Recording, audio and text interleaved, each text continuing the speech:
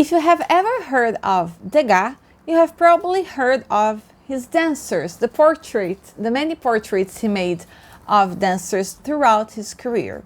But do you know why he was so interested in dancers? Why he painted so many of them? And what was going on behind the scenes in these girls' lives? Well, if you are, stay with me.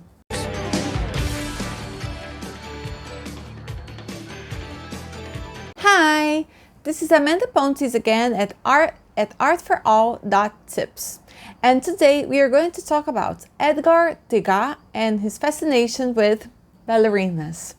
Wow, many artists become profoundly identified with a subject, a theme, or a muse. And Degas was definitely one of these artists, and he became strongly associated with his muses, the dancers. But who was he, and why was he so interested in dancers to begin with? Well, he was one of the Impressionists. He was a member of the group known as the Impressionists, even though he didn't always identify himself as one. So he was a member of the group, but he was but not so much. He didn't see himself as one as deeply as the others. He was originally from a noble and wealthy family who could actually pay for his art education. And one of his methods of education was traveling to Italy and spending a lot of time in the Vatican drawing the many masterpieces he saw at the Vatican, such as Michelangelo's Pietà. And due to this very strong background, he was a marvelous drawer. He could draw as well as very few others. And he became familiar and became eventually friends with the other Impressionists because he once met Manet at the Louvre while Degas was copying a Velázquez by hand. Can you imagine drawing so well that you have the ability to copy a Velázquez by hand all by yourself? Well, that's exactly what he was doing at the Louvre. When Manet caught sight of him doing exactly that, they met, became friends, and Manet introduced him to his fellow Impressionists, and then Degas eventually became a member of the group. But unlike the other Impressionists, he wasn't that interested in light and nature. He was more interested in closed spaces and, above all, the human body and movement. That's why he was also interested in horse riding, and he painted many men horse riding as well. And being that interested in the human body and movement, it was only natural that he would be drawn to ballerinas. After all, who can move better than they can, right? Well, he was so interested in anatomy, in the human body, and in movement that he would spend hours and hours in dance lessons and during rehearsals at the Opéra de Paris, at the Paris Opera House, studying the ballerinas, drawing them, sketching, and observing their movements from all sorts of different angles. And he would also invite ballerinas to his studio, where they would spend hours and hours in a single position until he was satisfied with observing them from every single possible angle.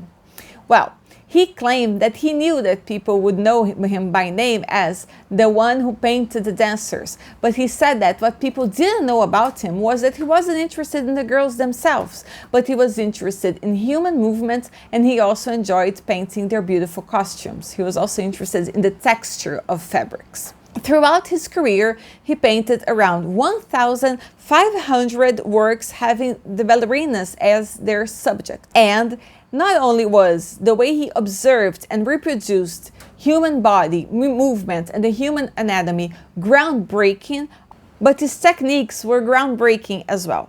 Not only was he a fabulous drawer, but he also experimented with different means and tools and techniques, mixing pastels, oils, ink, charcoal, and monoprint, which use was actually revolutionary back then. This pioneering mix of techniques is evident in many of his works, including Two Dancers Entering the Stage, a work defined by its dramatic contrasts in color, texture, and lines. Most of his oil paintings used to represent the backstage, what was happening not during the shows themselves, but what was happening on rehearsal rooms and during classes.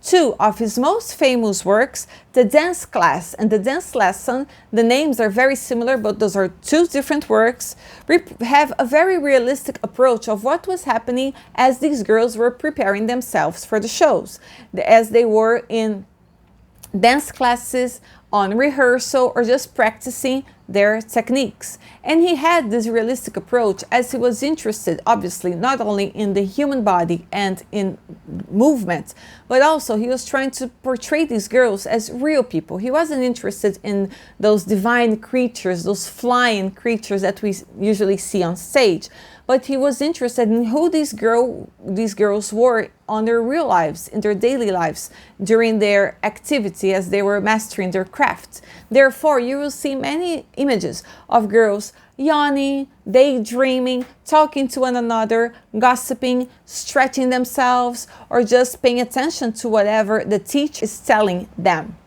These images are shown almost as if they were photographs. And if you remember that photograph was a new art, was being born at that period in history, Degas was adapting that way of looking, that photographic way of looking at things, into his own art. So it is almost as if we were looking at spontaneous photographs of a spontaneous moment in those girls' daily activities. Another thing that interested him was the relationships that were happening on the backstage of the activities at the opera. And for him to have access to the backstage, to rehearsal rooms and to classes, it wasn't easy, because this access was reserved to the people who were the sponsors and patrons of the theater. Degas had no money for that, so he had to ask people. He talked to friends and acquaintances and people he met and people he knew until he finally got access. He finally reached somebody who was one of those patrons who had access to the backstage and to take him with him. And once he had access, he would spend hours and hours and hours just sitting there, drawing and sketching. But there was another angle which also caught his eye. These men, the patrons and sponsors, they had access not only to the backstage, not only to the rehearsal rooms and to classes, but they also had access to the girls themselves. And this is where Degas' works becomes more somber. Well, not his work itself, but what we know about it informs what we see in his works. These girls, the ballerinas, or the girls who were studying to become professional dancers, they were known as the opera rats, because apparently because of the way they moved very quickly and because they were very agile and flexible. So they were just as fast as rats. But there was also prejudice in this nickname that was given to them. There was class prejudice, and there was a lot of, it reeked of elitism, because these girls were normally from very disadvantaged families. They came from very poor families. They came from the lower classes of society, and they usually joined l'opéra, the dancing school, when they were very young. They trained from 8 to 10 hours every day, 6 days a week, so they only had 1 day to rest, and they saw the possibility of a career at l'opéra as a possibility of social mobility and also providing for themselves and their entire families. These girls were usually the main breadwinner of their entire family, so they had a lot of responsibility on their shoulders as they had to provide for their entire families and keep their families fed and with a roof under their heads. Therefore, they easily fell prey to these men who were sponsoring the theater. They had a lot of economic power, which also gave them a lot of power within the theater itself. They could threaten the theater very existence once they decided to invest their money anywhere else. And they also had access, obviously, to the girls, and they expected that the girls would provide something for them in return. Well, obviously, there were a lot of encounters that were paid by these men. There were illicit relationships being established between the girls the dancers and the sponsors, the patrons. And there was obviously, it was obviously a very unequal relationship. There was an enormous lack of balance of power between the parties involved. These girls were in no position to say no to these men because they could also interfere with their careers. The patrons and the sponsors, they could pay for private classes for these girls in order for them to improve and master their techniques. They could also buy them better roles, a better position within the company, and they could also ruin a girl career as well. How dare you? How dare you, sir? You're gross. As not only that, but they could also threaten to take their money from the institution whenever they could, so it was very important to keep them happy and pleased. Also, they would buy the girls clothes, food, and they could also provide them with some degree of education, as well as keep their families in better apartments or better houses and provide for their entire families. So these girls were in a very complicated position. And these relationships did not escape Degas' eyes. On the contrary, it interested them. And you can see these men lurking around in some of his work, because how could they be ignored, right?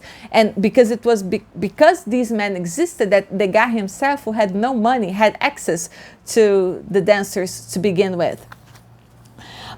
In one of his most famous paintings, L'Étoile, translated as the star, which means the star of the company, one of these men can be clearly seen in the backstage. On the first figure, the main figure, is the dancer, the star, and she is the most important figure at the very center of the painting. If our eye follows her until a little bit towards the back of the picture, we see a man. We cannot see his face, but we see him wearing fancy black clothes, and this is the star's patron. This is this girl, the girl's sponsor.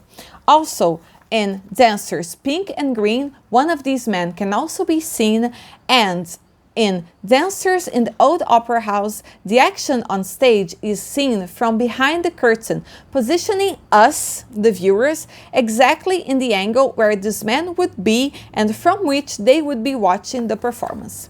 In his mid-40s, Degas began to lose his eyesight. He would eventually turn completely blind. Therefore, he turned to sculpture, because obviously in sculpture he wouldn't have to rely on his eyes as much as he could rely on his hands, right? He was substituting one sense for another. And one of his most famous sculptures is precisely the 14-year-old dancer. And the model for this dancer was a girl named Marie-Thérèse van Gotham. She was one of the opérettes, and she was really only 14 when she posed for Degas.